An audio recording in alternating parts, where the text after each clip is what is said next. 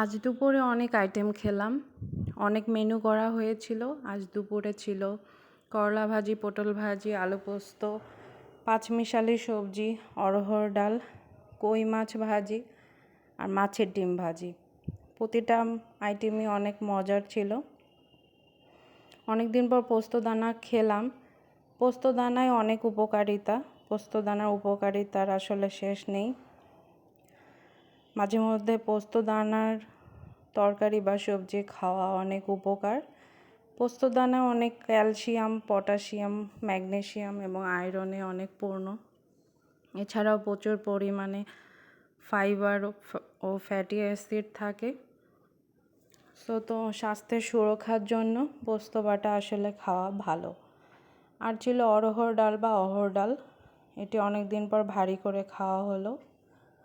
তোমরা ওইভাবে ট্রাই করতে পারো। ভিডিওটি ভালো লাগলে অবশ্যই লাইক, কমেন্ট, শেয়ার করে দেবে। Thank you guys.